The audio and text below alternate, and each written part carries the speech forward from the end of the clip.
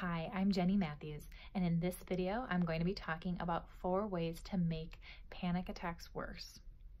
If you struggle with panic attacks, I know that you want to feel relief and feel it fast, and you'll do anything to avoid feeling this way. It's uncomfortable, it's scary, and you want it to stop. But there are some things that you may be doing that are making it worse rather than better.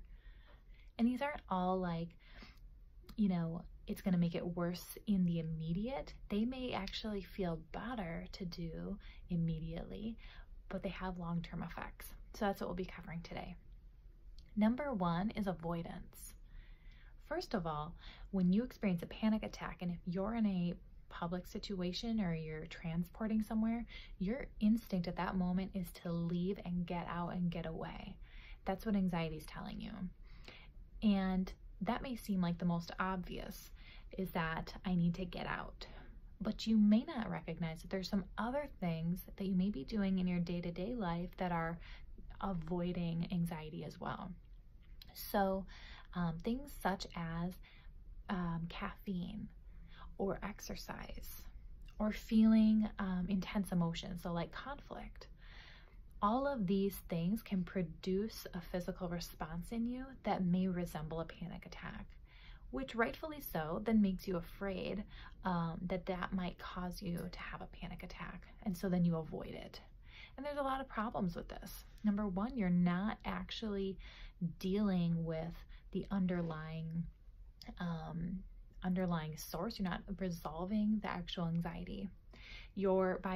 By avoiding, you are kind of telling your brain then that this is something that you need to stay away from and that it's dangerous. And so you're going to continue to avoid it.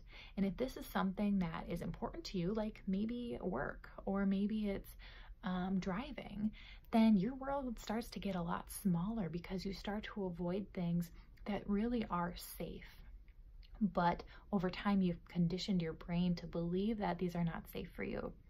So avoiding things that might resemble a panic attack are not good in the long run.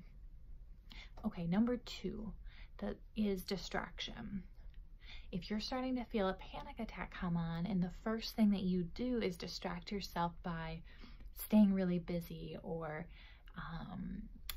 let's say playing really loud music, you are kind of acting in avoidant mode at that time. Distraction isn't bad all the time. We need it, when we're feeling intense emotions sometimes just to get through. But if that's your only way of coping, then you're just using a Band-Aid and you're not actually helping resolve the underlying issues. Number 3 is safety behaviors. This is kind of similar to what I was mentioning before about just putting a Band-Aid over something.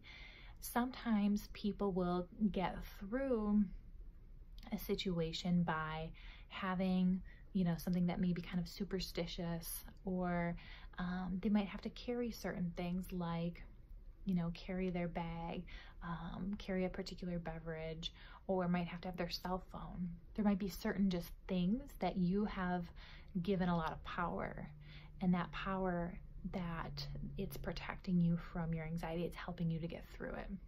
So it's really become a crutch. And really what you're doing is giving your power away to that object. And again, it's a short-term kind of coping strategy. So we want you to have the power that you are actually getting through this, not this other object. Okay, lastly, number 4 is alcohol. This is more common in men than women, but what we see is that when you are starting to get anxious, one coping method is to self-medicate through alcohol. And alcohol can be effective in calming you down, but it's really, really dangerous because it has the potential to be to develop a dependency and some severe consequences for your health, and it can be fatal.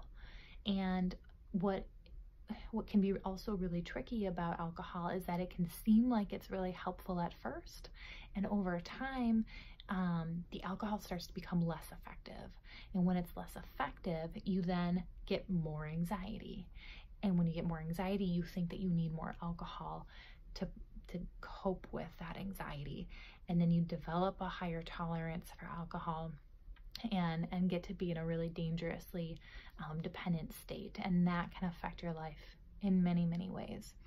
So make sure that you're not using that as a strategy as well. And if you already are, to seek professional help to reducing your alcohol use. You don't want to just stop cold turkey because that can have fatal effects as well. All right, I hope that's helpful. If you're interested in setting up a free consultation to get help for your anxiety, please give me a call and we can talk about the possibility of working together. I wish you well and good day. Bye-bye.